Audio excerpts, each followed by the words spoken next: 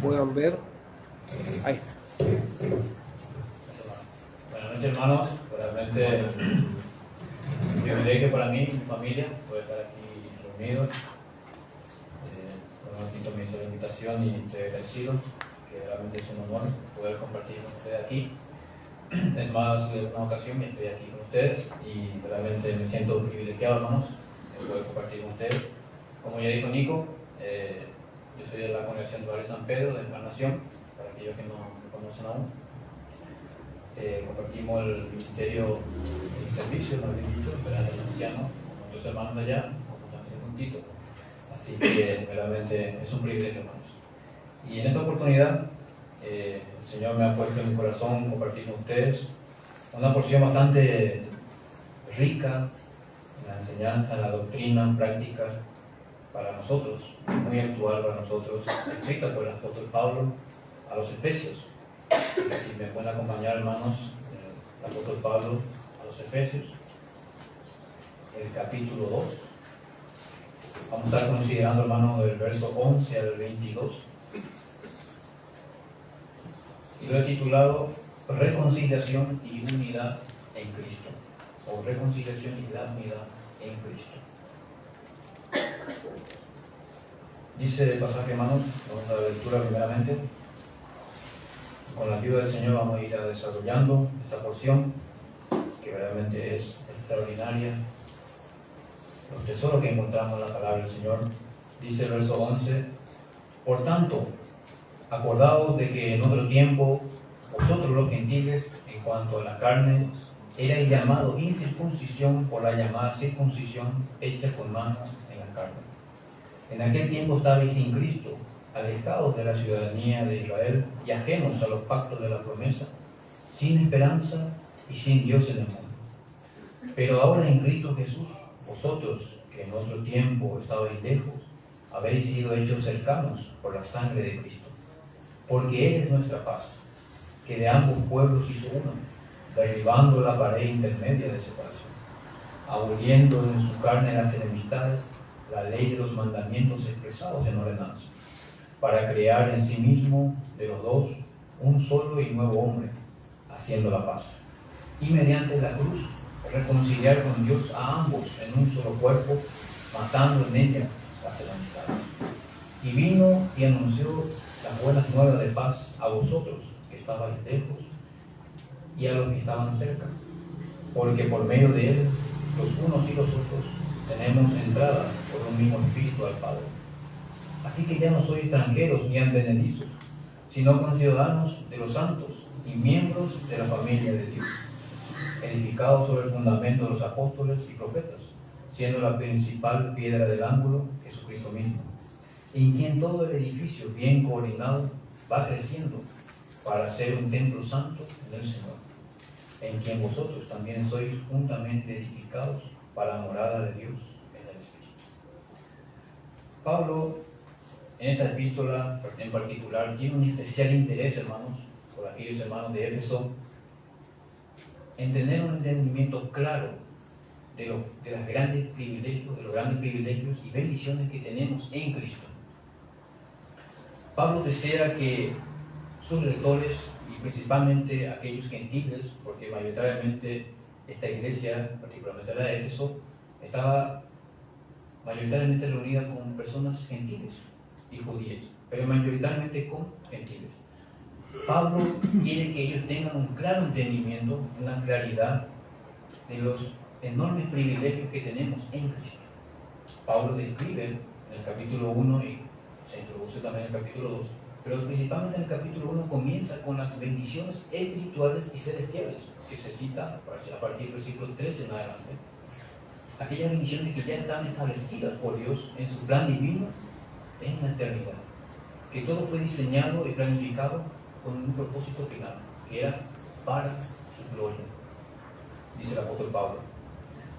Pablo contempla, hermanos, a un grupo de redimidos, a un grupo de pecadores que han sido redimidos. Eso nos vemos en el capítulo 2, pero rápidamente el versículo 1 en adelante, hermanos. El versículo 3 dice: y Él os dio vida a vosotros cuando estabais muertos en vuestros delitos y pecados, en los cuales anduvisteis en otro tiempo, siguiendo la corriente de este mundo, conforme al príncipe de la potestad del aire, el espíritu que ahora opera en los hijos de desobediencia, entre los cuales también todos nosotros vivimos en otro tiempo, en los deseos de nuestra carne, haciendo la voluntad de la carne y de los pensamientos, y éramos por naturaleza hijos de ella, lo mismo que los demás. Pablo estaba hablando de estos gentiles que en otro tiempo eran impíos y destinados a la condenación eterna, muertos en sus delitos y pecados. Pablo contempla este grupo de gentiles que ahora gozan de estos privilegios en Cristo por la obra del Señor Jesucristo, y que también ahora comparten estos privilegios con aquellos judíos que se vuelven a Cristo y que son cristianos, que dejan sus identidades nacionales como judíos y forman parte ahora de un cuerpo celestial, ¿verdad? Que es un organismo vivo que es la iglesia. Ahora, hermanos, Pablo contempla en los primeros 10 versículos del capítulo 2 a individuos que son redimidos y salvados por la preciosa sangre del Señor Jesucristo por medio de la fe. Ahora, en los siguientes versículos del 11 en adelante, Pablo contempla a estos mismos individuos salvados, pero ahora de una perspectiva diferente, como una comunidad de creyentes que comparten una misma fe, una misma esperanza y los mismos privilegios que son otorgados por medio de Cristo. Ahora, introduciendo al versículo 11, hermanos, dice: por tanto, acordaos de que en otro tiempo vosotros los gentiles, en conexión a lo que venía diciendo el apóstol Pablo, mencioné en los primeros 3 versículos que estaban muertos en sus delitos y pecados. Ahora Pablo introduce esta cláusula del versículo 11, por tanto dice, acuérdense, acordaos.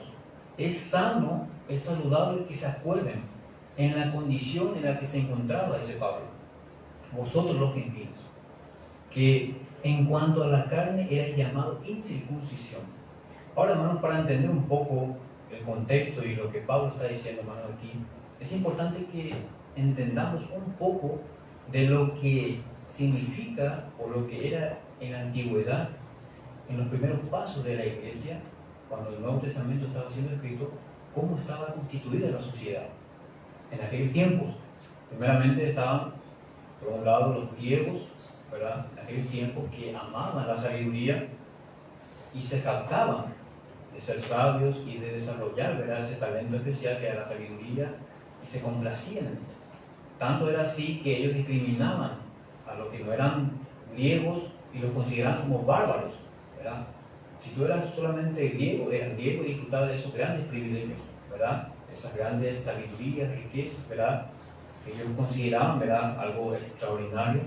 Y podemos contemplar, de hecho, en el libro de los Hechos, cuando Pablo va en Atenas, ¿verdad?, Hechos 17, cuando hablan en el Areópago, y vemos ahí cómo ellos amaban la sabiduría y siempre querían escuchar cosas nuevas, ¿verdad?, con referente al sentido de la vida, al hombre y al propósito del hombre, ¿verdad?, en el mundo.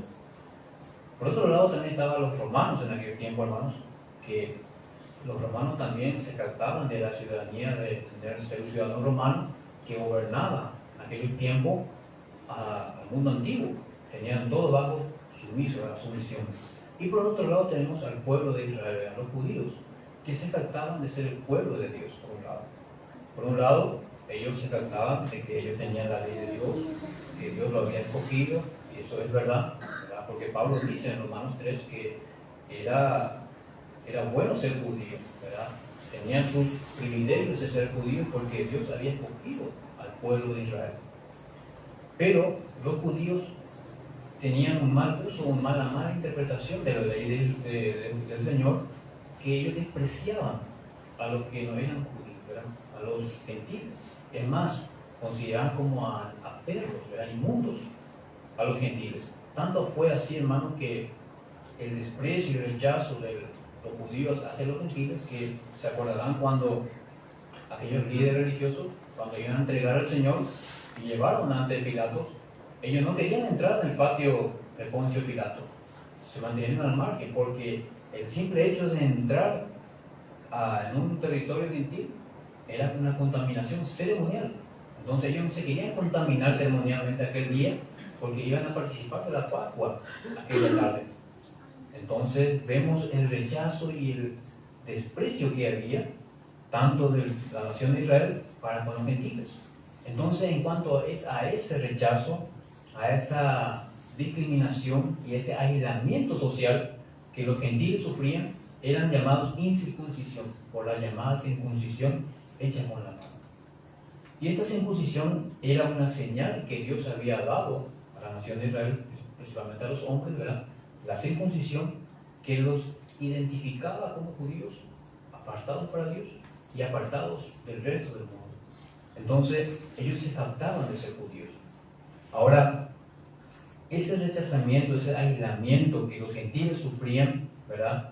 Dice Pablo que en aquel tiempo estabais sin Cristo. Era tan el rechazo, hermanos, que no solamente eran rechazados socialmente, estaban aislados socialmente, sino que también tenían un aislamiento espiritual. ¿Por qué? Porque estaban muertos en sus delitos y pecados y no conocían nada de lo que Dios había establecido por medio de su pueblo Israel.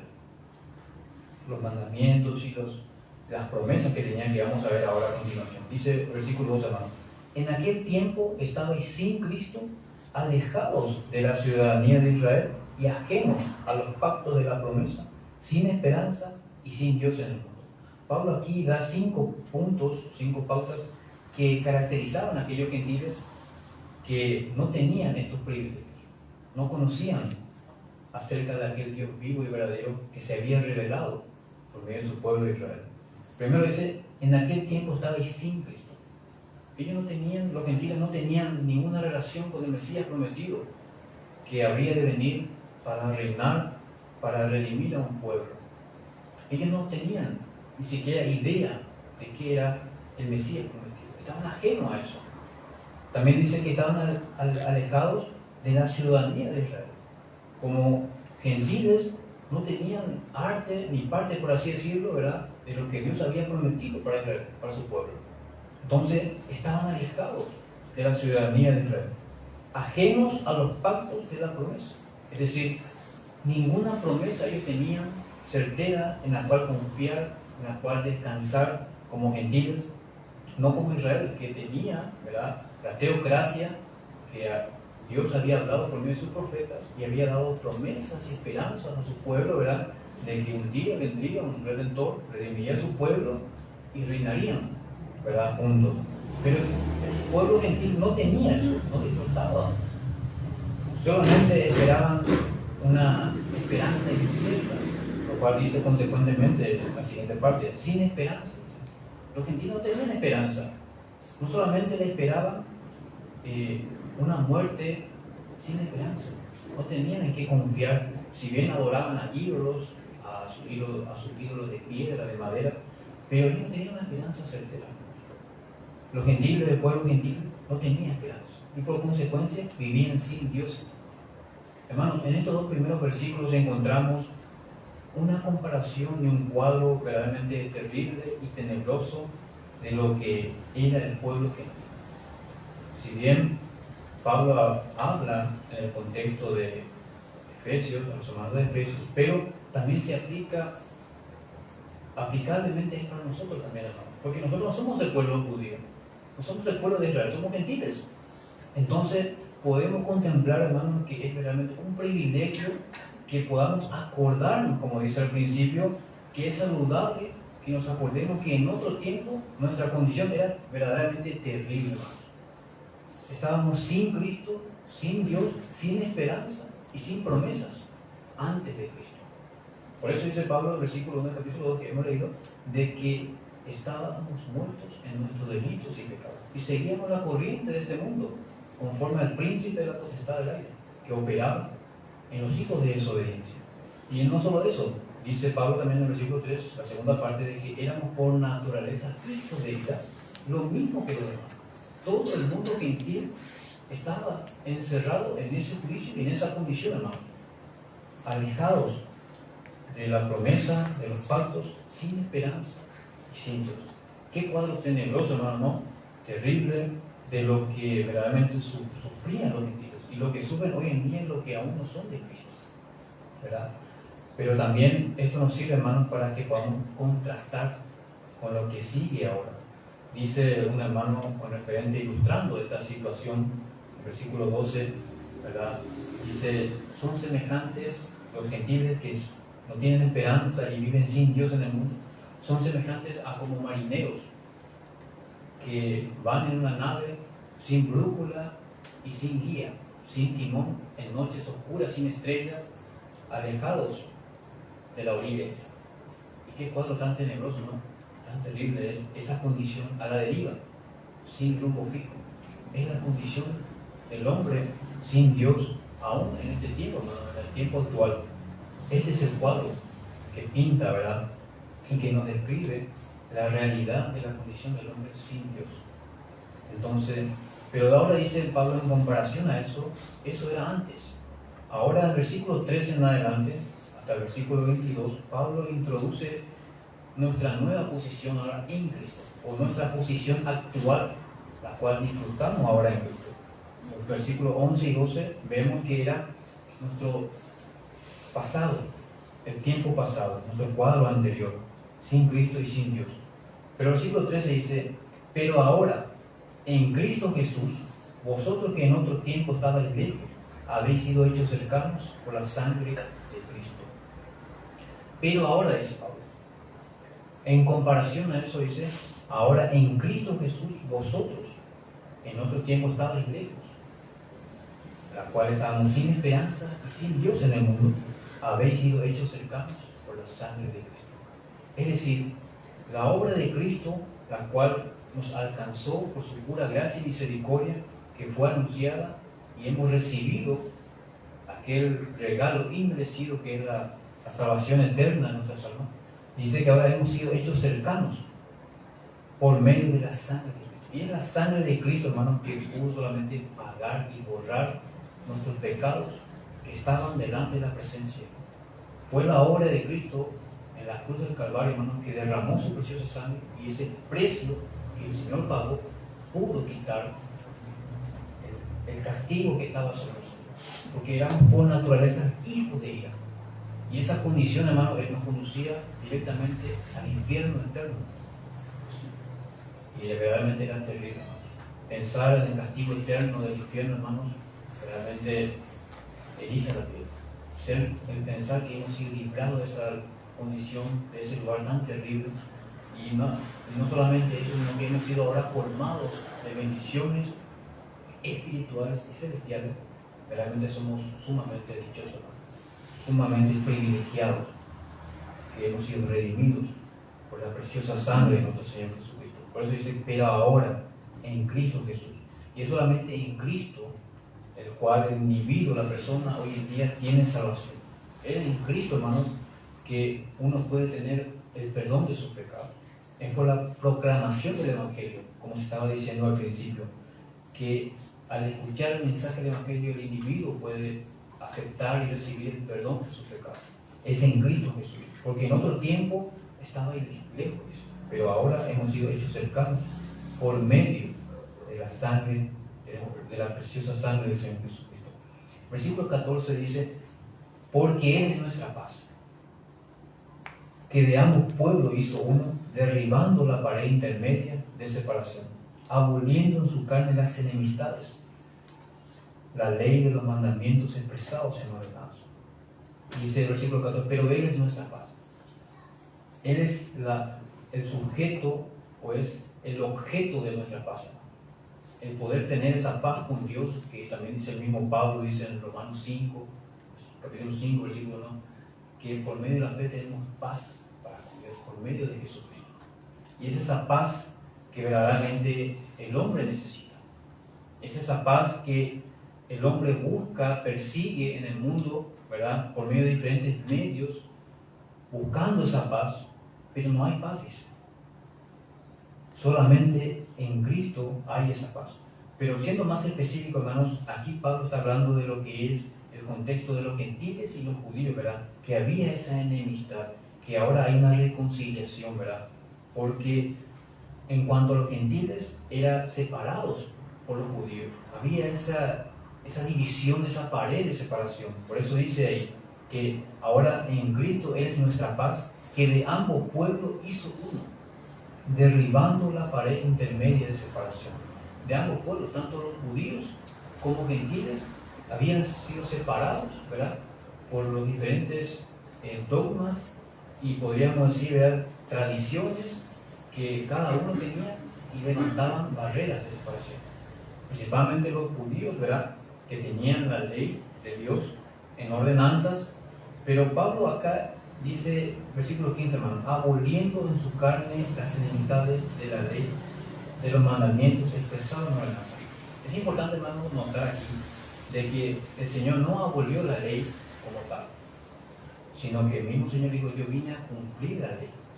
Ahora, ¿a qué se está refiriendo el apóstol Pablo aquí, hermanos? Pablo no está refiriendo que abolió la ley como mandamiento, como ley moral, como el decálogo de los 10 mandamientos, ¿verdad? Porque para el gentil el matar era pecado y para el judío matar también era pecado. Entonces, no abolió en cuanto a la ley moralmente, sino a la ley ceremonial.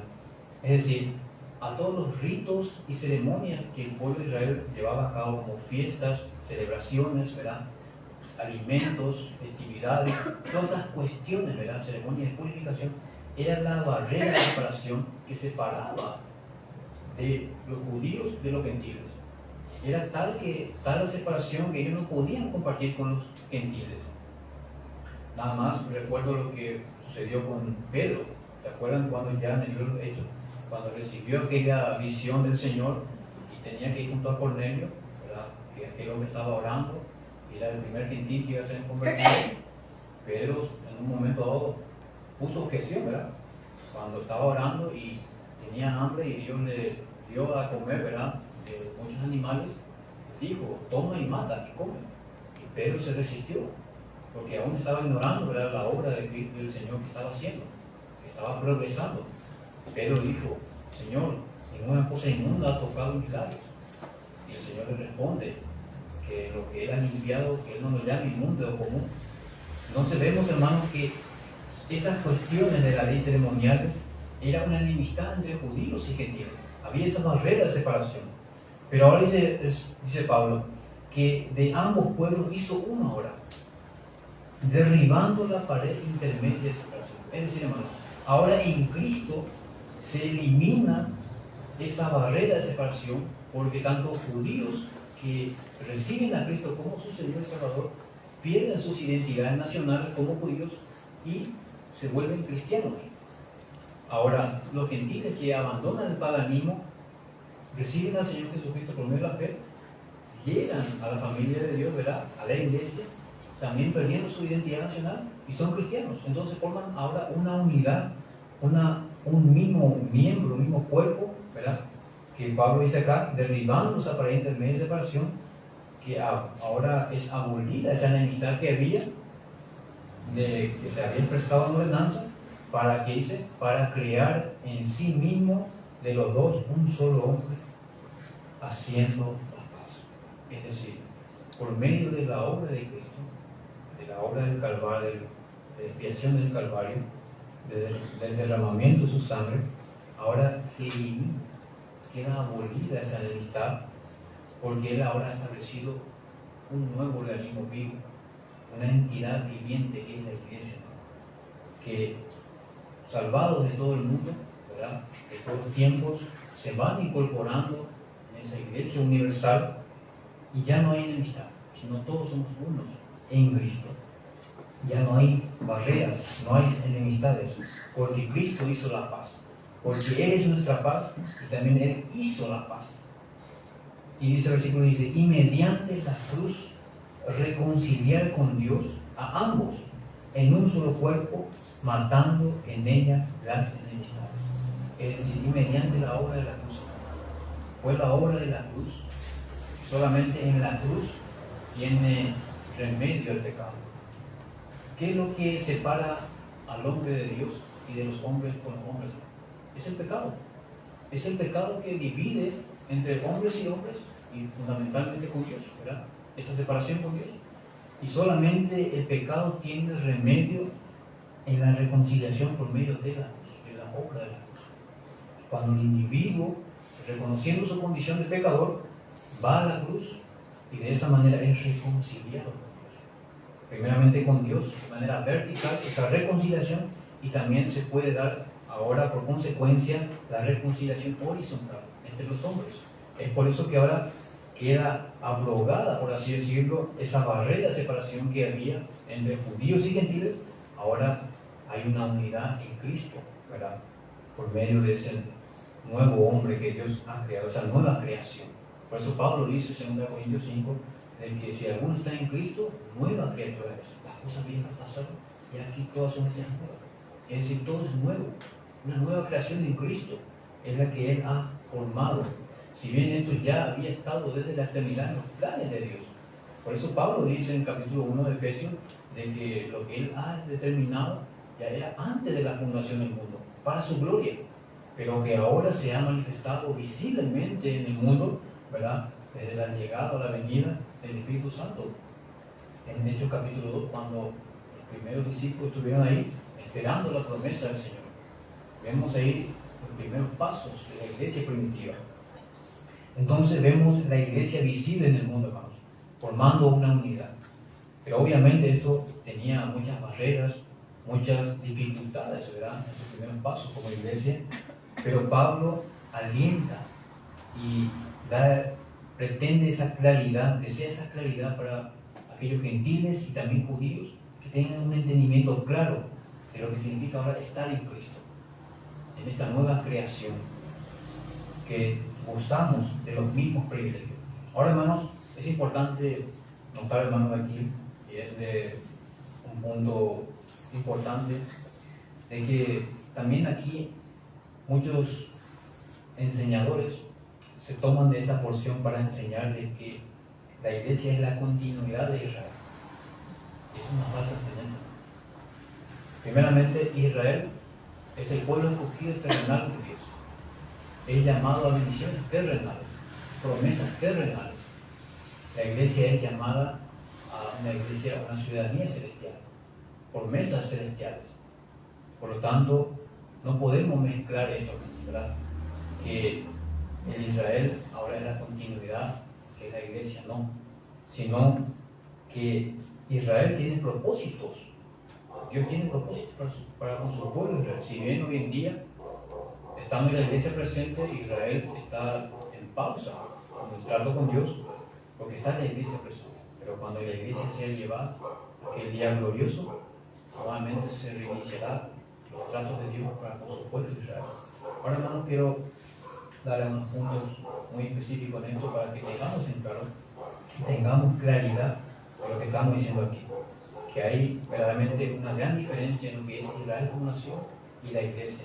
Pero Pablo aquí está hablando de lo que, tanto como judíos que abandonan el judaísmo como tal y van o se introducen en el cuerpo de Cristo por medio de la fe, recibiendo a aquel que habían rechazado como Mesías, ahora son cristianos formando parte de esa unidad en Cristo. Y también, como dijimos, ya gentiles que se vuelven a Cristo forman esa unidad. Ahora, la iglesia no es la continuidad de Israel como pueblo escogido, como hemos dicho. Es algo totalmente diferente a lo que se ha predecido. Debería ser evidente por lo que sigue. Es nuevo que tanto judíos como gentiles pierdan sus identidades nacionales, como hemos dicho, volviéndose cristianos. Es nuevo que los judíos tengan esperanza ahora de reinar con Cristo, a de ser súbdito del reino de Cristo, del reino milenial. También es nuevo que un judío ya no esté bajo la ley. Evidentemente la iglesia es una nueva creación. Entonces, es de suma importancia tener claridad en este punto, porque se puede prestar para una mala interpretación, ¿verdad?, de este pasaje. Y de hecho que hay hermanos, conozco yo, que son hermanos, que enseñan que este pasaje está diciendo que ahora que los gentiles que eran incircuncisos, no pertenecían al pueblo de Israel, ahora son pueblo de Israel, y son verdaderos Israel, descendientes de Abraham, por medio de esta reconciliación. Pero no es lo que el texto está enseñando. El texto está diciendo que en la nueva creación en Cristo, tanto judíos como gentiles ahora forman parte de esta gloriosa familia que es la iglesia, ¿verdad? Es por eso, hermanos, que es de suma importancia tener claridad para poder entender todo lo que sigue. porque ahí está la diferencia entre Israel como nación y la iglesia. Por eso dice, y reconciliar por medio de la cruz, versículo 16, con Dios a ambos en un solo cuerpo, matando en ellas las enemistades. Esa enemistad que había, como dijimos ya, entre judíos y gentiles, ahora hay esa unidad en Cristo por medio de Cristo. Versículo 17 dice, y vino y anunció las buenas nuevas de paz a vosotros que estabais lejos, a los gentiles, y a vosotros que estaban cerca. Es decir, ¿qué es lo que está diciendo el apóstol Pablo aquí? De que Pablo dice, ¿cómo fueres predicado? ¿Cómo fue Cristo que predicó a los hermanos de Éfeso? Porque dice, y vino y anunció la buena nueva de paz a vosotros que estáis lejos. Pero sin embargo vemos que nuestro Señor Jesucristo en su vida y su ministerio nunca salió de los contornos de Israel. Siempre estuvo ahí predicando a la oveja perdida de Israel. Lo que Pablo está queriendo decir aquí, hermano, es que por medio de la comisión de sus discípulos y de los apóstoles, que después de recibir el mandamiento de ir y predicar el Evangelio, Mateo 28, vemos que estos discípulos van y anuncian la buena nueva de salvación, de que Cristo vino y dio su vida para salvación a todo aquel que cree en Él, bautizándolos en el nombre del Padre, del Hijo y del Espíritu Santo. Entonces, es ahí donde cuando la palabra es predicada fielmente, es que Cristo mismo, por su Espíritu, realmente convence al individuo de justicia, de juicio y de pecado, para que de esa manera puedan recibir el regalo de la salvación. Entonces, Cristo es anunciado, Cristo anuncia, es decir, el Espíritu de Cristo está cuando Él realmente, fielmente se predica el mensaje del Evangelio, dice a los que estaban lejos y a los que estaban cerca, es decir, a los contornos de Israel allí, a los judíos mismos, a los que estaban cercanos, ¿verdad? Porque el mismo Señor les dijo que vayan y prediquen ahí alrededor y se extiendan hasta los confines de la tierra, predicándole a toda criatura. Es la comisión que no solamente los discípulos habían recibido, sino todos aquellos que reciben el mensaje, se incorporan a la iglesia, tienen ese mandamiento, tienen esa comisión. Cada uno de nosotros que hemos recibido el mensaje de salvación, hemos pertenecido a la iglesia del Señor Jesucristo, pero también tenemos esa gran comisión de seguir anunciando el mensaje del Evangelio, las buenas nuevas de salvación, de lo que nosotros éramos antes y lo que somos ahora en Cristo. Dice, ahora no solamente, hermano, que se ha abolido esa enemistad, que habían recibido las buenas nuevas de salvación, que hay ahora esa unidad en Cristo, por medio de Cristo, porque Él es la paz, Él hizo la paz. No solamente que hizo la paz, sino que también anunció las buenas nuevas de paz. Versículo 17. Versículo 18 dice, y por medio de Él, por medio del Señor Jesús, los unos y los otros tenemos entrada por un mismo Espíritu al Padre. Y es extraordinario, hermanos, contemplar directamente, vemos la Trinidad involucrada aquí en este versículo. De que por medio del Señor Jesús tenemos entrada por un mismo Espíritu al Padre. Es decir, la Trinidad misma está obrando a favor del creyente, que tanto como judíos y gentiles ahora pueden acercarse con total libertad al Padre en el nombre de aquel que dio su vida, que es el Señor Jesucristo. Por eso, por medio del Señor Jesucristo, los unos y los otros, los judíos y gentiles, ahora tenemos libre acceso, con confianza, para entrar al trono de la gracia. Por eso dice versículo, el que ahí al lado nada más, versículo 14, dice, por esta causa doblo mis rodillas ante el Padre de nuestro Señor Jesucristo, de quien toma nombre toda familia en los cielos y en la tierra, para que os dé conforme a las riquezas en el hombre interior, conforme a la riqueza de su gloria, y en el ser fortalecidos con poder en el hombre interior por su Espíritu, para que habite Cristo por la fe en vuestros corazones, a fin de que, arraigados y cimentados en amor, seáis plenamente capaces de comprender con todos los santos cuál sea la anchura, la longitud, la profundidad y la altura, y de conocer el amor de Cristo que excede a todo conocimiento.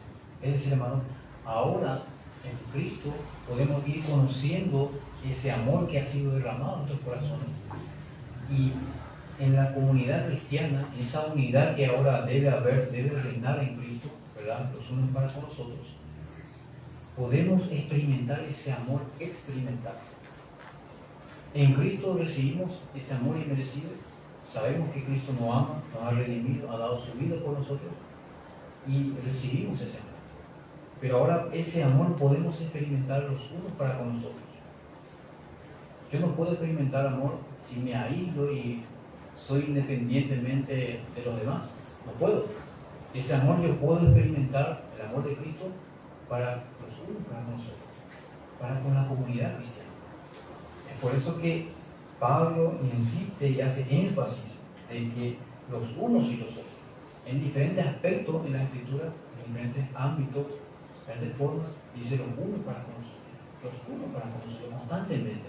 Es decir, Pablo contempla la iglesia universal, contempla a estos individuos que son salvados por medio de la fe, pero no contempla a estos individuos como individualistas, sino como una comunidad cristiana, la iglesia del Señor. Entonces, es indispensable, hermanos, de que tengamos claridad en esto y de que Dios se manifiesta en su iglesia, muestra la multiforme sabiduría, ¿verdad? Por medio de la iglesia, por medio de los dones expresados que Cristo da a su iglesia, y de esa manera cada miembro puede ir desarrollándose con los dones para los unos para con los otros. Y esto es un enorme privilegio, hermano, porque dice, versículo 18, porque por medio de él, los unos y los otros tenemos entrada por un mismo espíritu al Padre. Esto es imposible en la antigüedad, hermano. En el antiguo pacto, nadie podía entrar en el lugar santísimo. Solamente el sumo sacerdote una vez al año podría entrar en el lugar santísimo con sangre ajena, primeramente por sus pecados y por lo del pueblo. Una vez al año.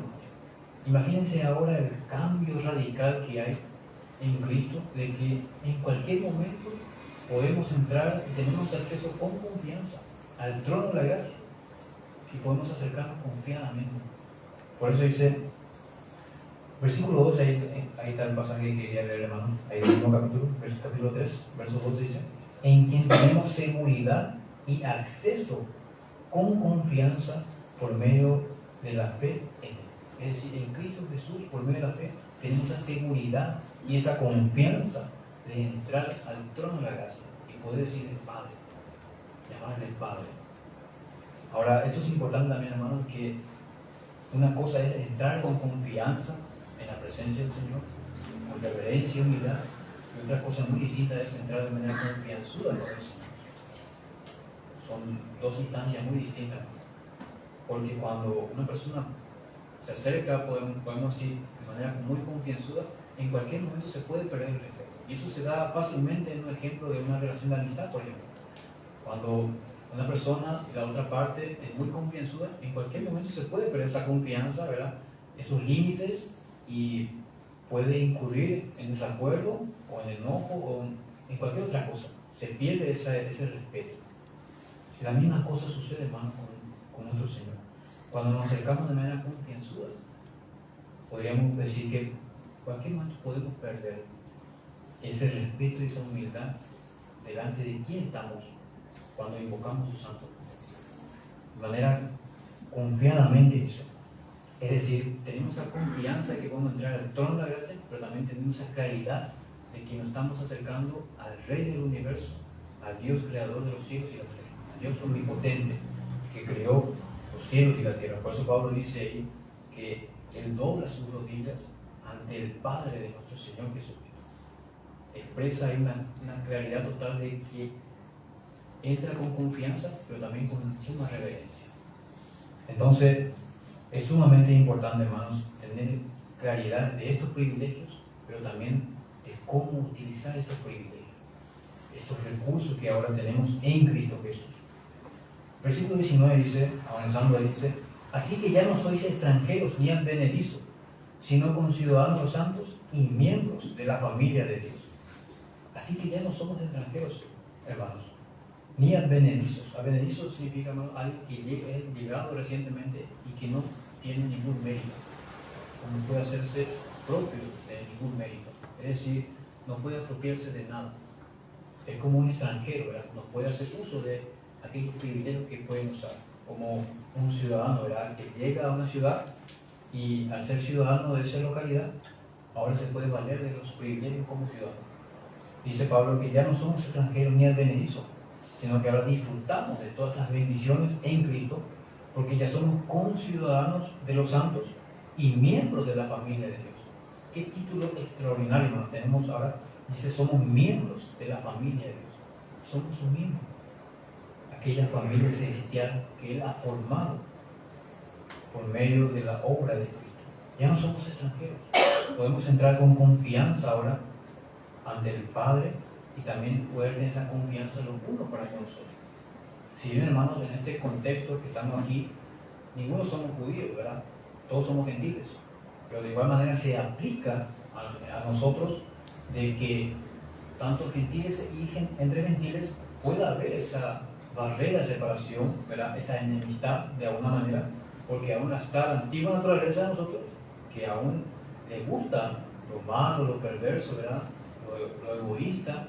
Entonces siempre está esa barrera, el yo, el ego muchas veces, ¿verdad? Y solo yo. Y a veces, muchas veces no mira a su contorno, a su alrededor. Es por eso que Pablo dice a los filipenses de que se estimen unos a otros como a superiores, es decir, a que haya ese sentir de un estímulo hacia la otra persona, de estimar, de apreciar, ¿verdad? Y eso era muy común en la antigüedad, que gente de alta clase de sociedad despreciaba la baja sociedad. Es por eso que en la antigüedad había los esclavos y también los libres, ¿verdad? Y los libres o los amos, ¿verdad?, que tenían esclavos, miraban a los esclavos como algo inferiores, seres inferiores. Y sin embargo, también los esclavos miraban a sus amos con resentimiento, con amargura, ¿verdad?, con odio, con desprecio, ¿verdad?, porque quizás eran tratados de manera tan inhumana en aquellos tiempos. Pero dice el Señor, dice Pablo, que el Señor ahora ha rompido esa barrera. Por eso Pablo dice también en Gálatas que ya no hay esclavos ni libres, ni hombre ni mujer, ¿verdad? Todos somos unos en Cristo. Es decir, en la coigualdad delante de Cristo, todos somos uno. Ya no hay esa diferencia de categoría. Todos somos uno en Cristo. Entonces, qué grande privilegio, hermano, es el ser parte de la iglesia de Cristo, ¿verdad? Formar parte de esta familia celestial en Cristo, porque ya somos ciudadanos de los santos y miembros de la familia de Dios. Versículo 20 dice, edificado sobre el fundamento de los apóstoles y profetas, siendo la principal piedra del ángulo Jesucristo mismo. Esta edificación que Pablo dice acá sobre el fundamento de los apóstoles y profetas, fueron los apóstoles que recibieron la revelación directa de parte de Dios, que pusieron el fundamento, que es Jesucristo mismo. El Señor Jesucristo es el fundamento, la piedra angular, la roca, la cual la iglesia está fundada, está cimentada, está edificada sobre aquella roca. Dice, los apóstoles han puesto el fundamento. También Pablo habla ampliamente de esto en 1 Corintios 3, que los apóstoles han puesto el fundamento y otros van edificando sobre, ¿verdad? También dice, y profetas. Esto se refiere a profetas. En la iglesia primitiva había este don vigente, porque no había aún el libro como tal, la escritura como tal lo tenemos, ¿verdad?, en aquellos tiempos, sino que estaban siendo recibidas revelaciones directas por los apóstoles que daban a la iglesia, ¿verdad?, las cartas, las enseñanzas, y los profetas daban esas revelaciones, ¿verdad?, por medio del Espíritu Santo, la edificación necesaria para la iglesia, para el pueblo de Dios. Entonces se iba edificando de manera verbal la iglesia de Jesucristo, pero llegado el cumplimiento o terminado, ¿verdad?, la profecía, estos dones han terminado, ha dejado de existir, ¿verdad?, o de operar, más bien dicho, ¿verdad?, de que como tal. Hoy en día esto es muy actual, ¿verdad? Pretenden muchas personas traer nuevamente estos dones vigentes, que son ahora apóstoles, son profetas, ¿verdad? Y siempre sabemos cuál es el trasfondo de esto, que está el egoísmo, o la avaricia, o el yo, o la riqueza propia, ¿verdad?, a través de esto, ¿verdad?, hacer negocio de la palabra del Señor. Y sabemos que realmente el Señor va a tomar medidas, ¿verdad?, con esa clase de hombre, de gente que utiliza y corrompe la palabra de Dios. que muchas veces, por causa de esos inescrúpulos, ¿verdad?, la palabra del Señor es blasfemada en muchos lugares, es tenido en poco muchas veces.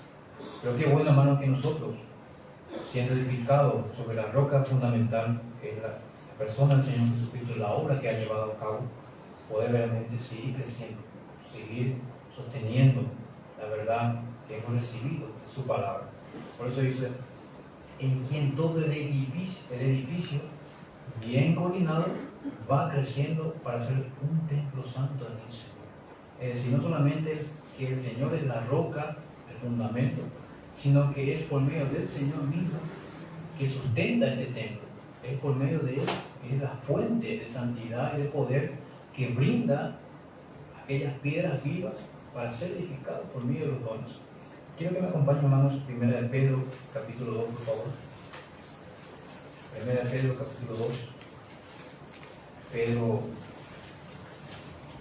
menciona algo al respecto de lo que es como casa espiritual.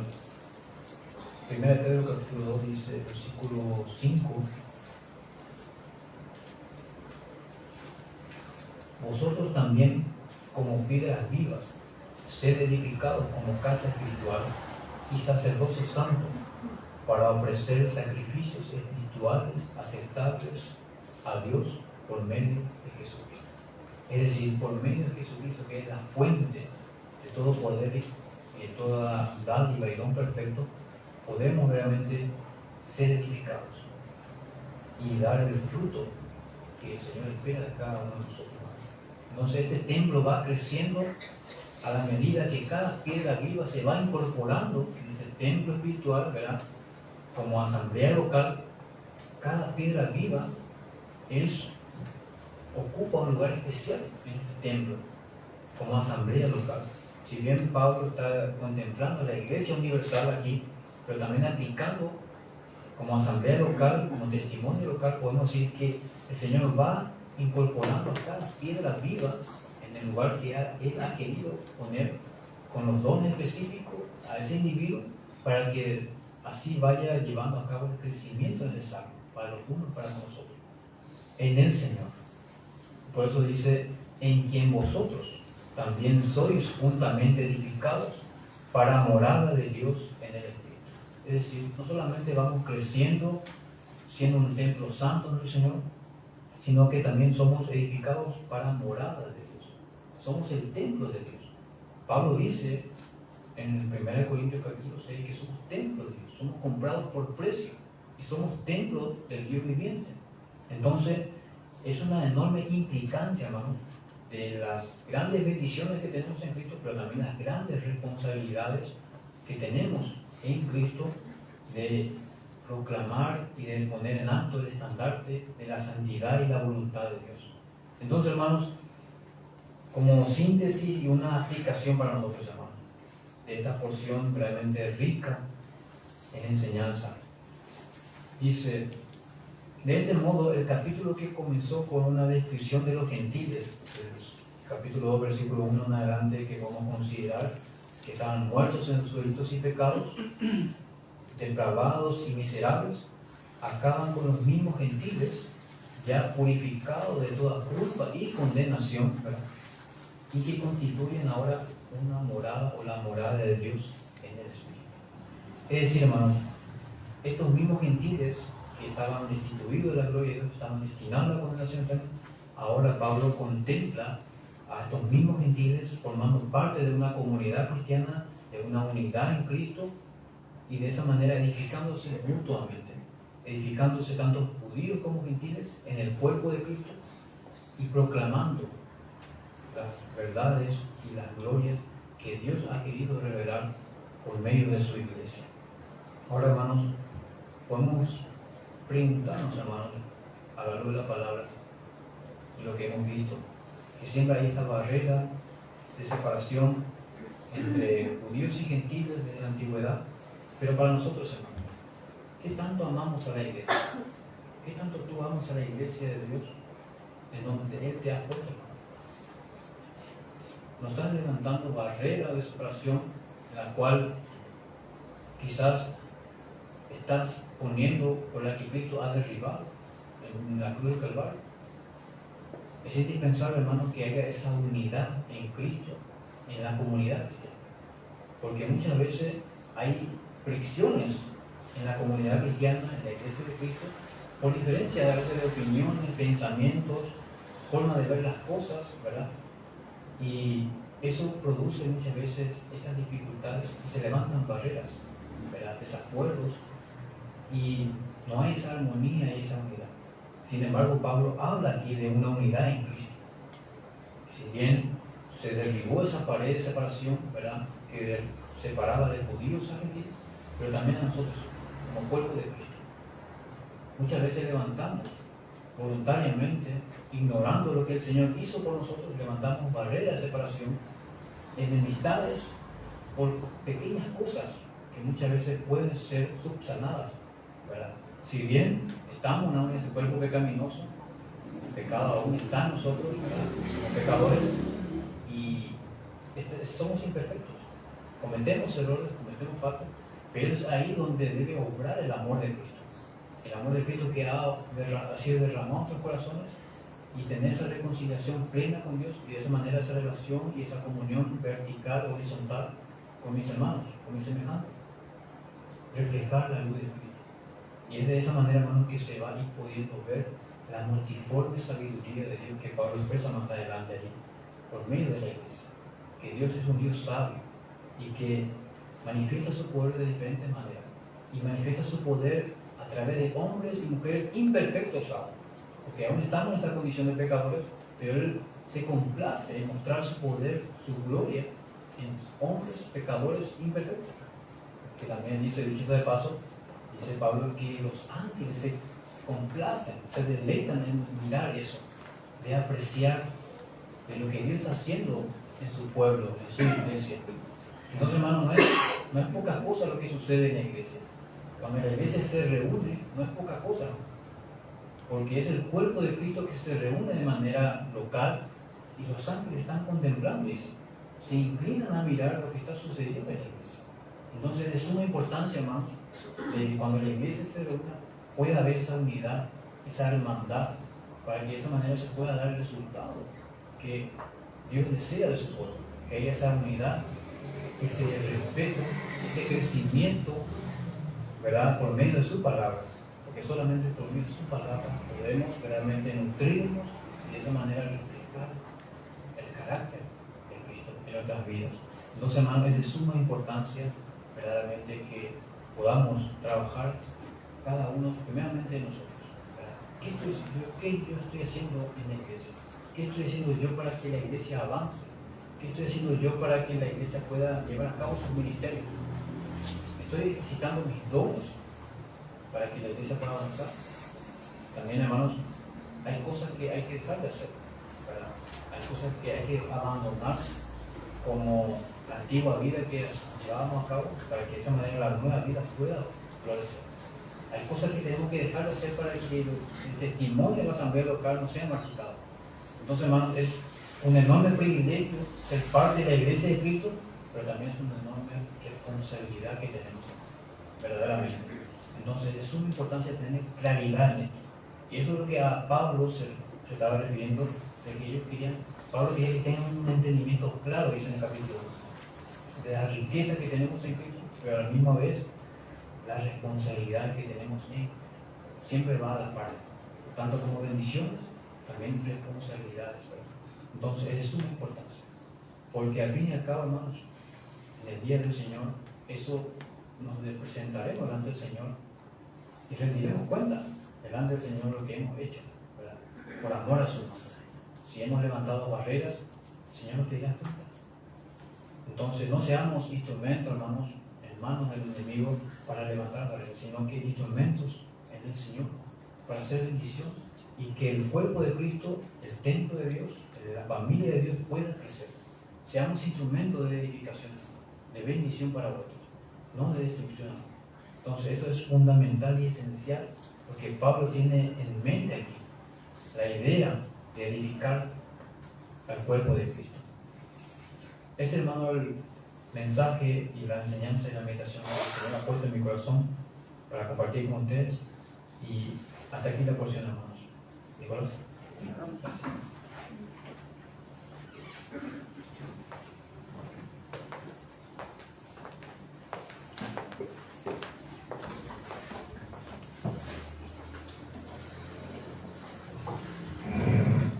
Gracias, hermano Juan Carlos, por compartir el mensaje.